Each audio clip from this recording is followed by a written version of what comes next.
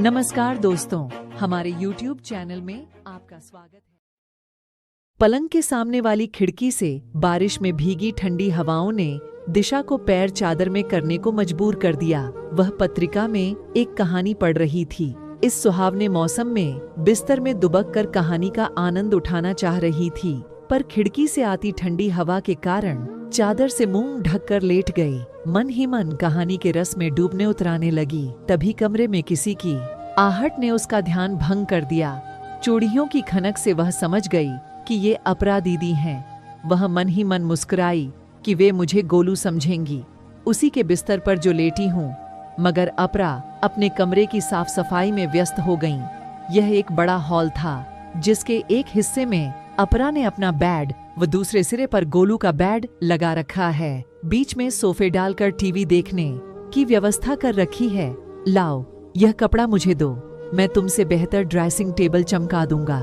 तुम इस गुलाब को अपने बालों में सजा कर दिखाओ। यह तो रोहित की आवाज है। दिशा बुदबुदाई। एक क्षण तो उसे लगा कि दोनों मियां बीवी के वार्तालाप के बीच कूद पड़े। फिर दूसरे ही क्षण जैसा चल रहा है वैसा चलने दो, सोच चुपचाप पड़ी रही। उनका वार्तालाप उसके कान गूंजने लगा। रे आप रहने दो, मैं कर लूंगी, फिक्र न करो, मुझे अपने काम की कीमत वसूलनी भी आती है। आप जाइए ना यहाँ से, कहीं दिन में ही ना शुरू हो जाइएगा।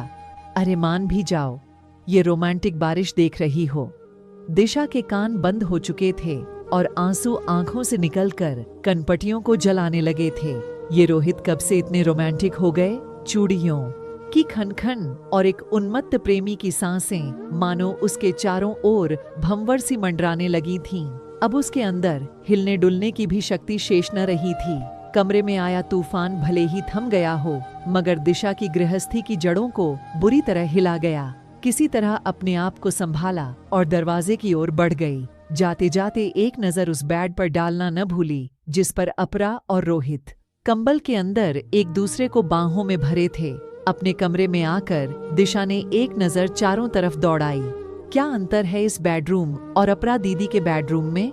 जो रोहित इस कमरे में तो शांत और गंभीर बने रहते हैं, वे उस कमरे में इतने रोमांटिक हो जाते हैं। आज भले ही उसके वैवाहिक जीवन के 15 वर्ष गुजर गए हों, मगर उसने रोहित का यह रूप कभी नहीं देखा। आईने के सम्मुख दिशा एक बार फिर से अपने चेहरे को जांचने को विवश हो गई थी। रोहित और दिशा के विवाह के 10 वर्ष बीत जाने पर भी जब उनको संतान की प्राप्ति नहीं हुई, तो अपनी शारीरिक कमी को स्वीकारते हुए दिशा ने खुद ही रोहित को पुनर्विवाह के लिए राजी कर लिया और अपने ताऊजी की बेटी, जो 35 वर्ष की दहलीज पर भी कुंवारी थी, के साथ करवा दिया।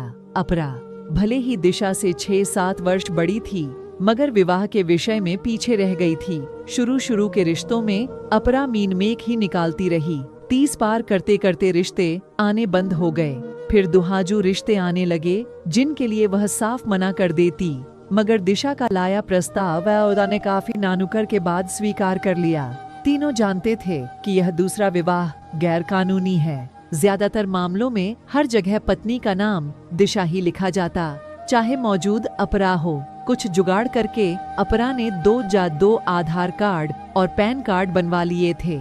एक में उसका फोटो पर नाम दिशा था और दूसरे में फोटो व नाम भी उसी के। तीनों जानते थे कि कभी कुछ गड़बड़ हो सकती है, पर उन्हें आज की पड़ी है। फिर साल भर में गोलू भी गोद में आ गया, तो सभी कहने लगे कि देखा, अपरा का गठजोड़ तो यहाँ का था, तो पहले कैसे विवाह हो जाता। दिशा तो पहले ही इस स्थिति को कुदरत का लेखा मानकर स्वीकार कर चुकी थी।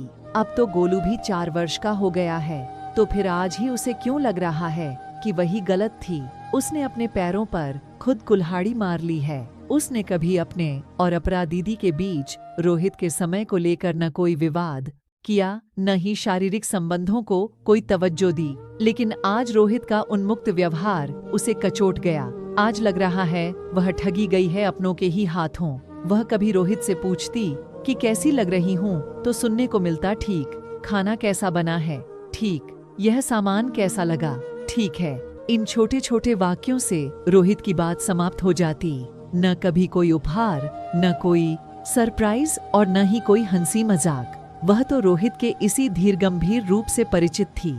फिर आज का उन्मुक्त प्रेमी, यह नया मुखौटा ये सब क्या है? वह रात दिन अपरा दीदी कहते नहीं थकती। पूरे घर की जिम्मेदारी अपरा को सौंप गोलू की माँ बनकर ही खुश थी।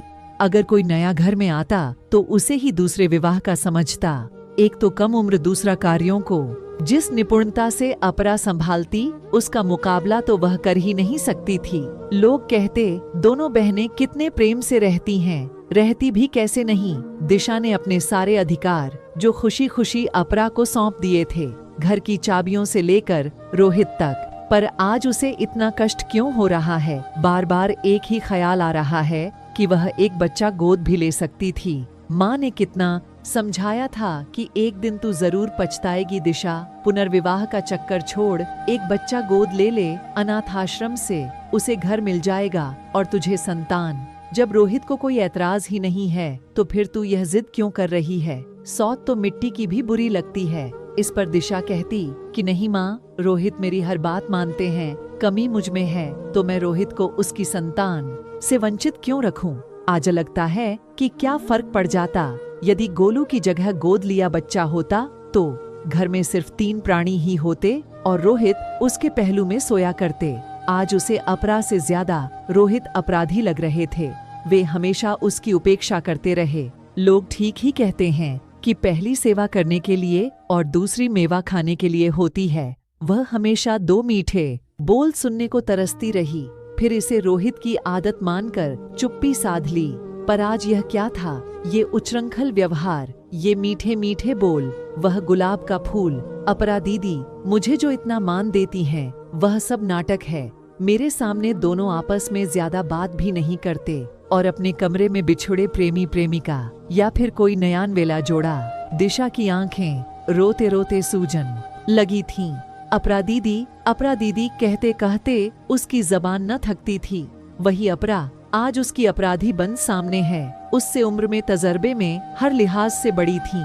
उसे समझा सकती थी कि यह दूसरे विवाह का चक्कर छोड़ एक बच्चा गोद ले ले।